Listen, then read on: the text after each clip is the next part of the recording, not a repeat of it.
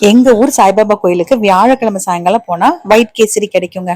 கண்டிப்பா வெக்கமே இல்லாம 2வது தடவை வாங்கி சாப்பிட்டுட்டு தாங்க வருவேன். நெய் மணக்க அவ்வளவு ருசியா இருக்குங்க.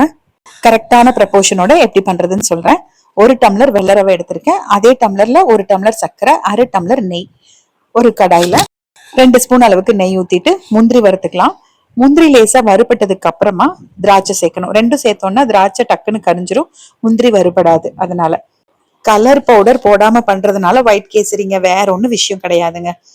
1 டம்ளர் ரவைய அந்த நெய்க்குள்ள போட்டுட்டு நல்லா வறுக்கணும். சிம்ல வச்சு நல்லா வறுக்கணும். நீங்க வறுத்த ரவை எடுத்திருந்தாலும் சரி, வறுக்காத ரவையா இருந்தாலும் சரி, நெய்ல நல்லா வறுக்கணும் இந்த ரவைய. ரவை பாதி வெந்துடணும் இதுலயே. கேசரிக்கு கேசரின்னு பேர் வந்ததே குங்குமப்பூனாலதாங்க. ஆனா இப்ப குங்குமப்பூவா சேர்க்கிறோம், கலர் சேர்த்துதான் கேசரி பண்றோம். அதுக்கு பதிலா இந்த மாதிரி கலர் சேர்க்காம பண்ணுங்க. நல்ல ரவை வறுத்ததுக்கு அப்புறமா நம்ம எடுத்து வச்சிருந்த 1 டம்ளர் சர்க்கரையும் உள்ள சேர்த்துட்டு ஒரு 2 நிமிஷத்துக்கு மட்டும் வறுக்கலாங்க. இது அப்படியே கேரமலைஸ் ஆகணும்னு நல்லா அவசியம் கிடையாது. 2 நிமிஷம் வறுத்துட்டு 1 டம்ளர் ரவை எடுத்ததுனால நான் 3 டம்ளர் தண்ணி சேர்க்கிறேன். இது நீங்க தண்ணி நல்லா கொதிக்க வச்சு கூட சேர்த்துக்கலாம். நான் பச்சை தண்ணி தான் அப்படியே சேர்க்கிறேன். கட்டிகள் ஒரு கட்டி கூட ஆகாதுங்க. ஏன்னா நம்ம நல்லா ரவை வறுத்துருக்கோம் பாருங்க. வறுத்த ரவையில தண்ணி சேர்த்தனோம்னா கட்டிகளே ஆகாது. இது ரொம்ப மிதமான இனிப்பு தாங்க இருக்கும். உங்களுக்கு இன்னும் கொஞ்சம் ஸ்வீட் வேணும்னா ஒரு 1/4 டம்ளர் சேர்த்துக்கோங்க. இப்ப இந்த ஸ்டேஜ்ல வரைக்கும் நான் கலந்து விட்டுட்டு இருக்கேன். இந்த ஸ்டேஜ் வந்ததுக்கு அப்புறமா அடுப்பை கம்ப்ளீட்டா சிம் பண்ணிட்டு மூடி வச்சிருங்க. ரவை வேகணும் இல்லையா? சர்க்கரை போட்டதுக்கு அப்புறம் ரவை வேகுமான்னு கேட்க வேண்டாம்.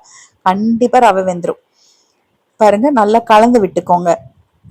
இன்னும் லைட்டா ஈரம் இருக்குதுதான். ஒரு 5 நிமிஷம் தான் நான் மூடி வச்சேன். ரவை அதுக்குள்ளேயே வெந்துடும். இப்ப திறந்தே அப்பப்ப கலந்து விட்டு வச்சீங்க அப்படின்னா நல்லா அந்த தண்ணியும் வத்திரும். பாருங்க, இப்ப இந்த ஸ்டேஜ்ல தண்ணி நல்லா வத்திருச்சு. ஆரம்பத்துல இருந்தே அடுப்பு சிம்ல தாங்க இருக்கு. எப்பவுமே நீங்க அடுப்பை ஹை ஃபிளேம்ல வைக்க கூடாது. ஒரு 2 ஏலக்காய் தோல் இல்லாம இடிச்சு சேர்த்திருக்கேன்.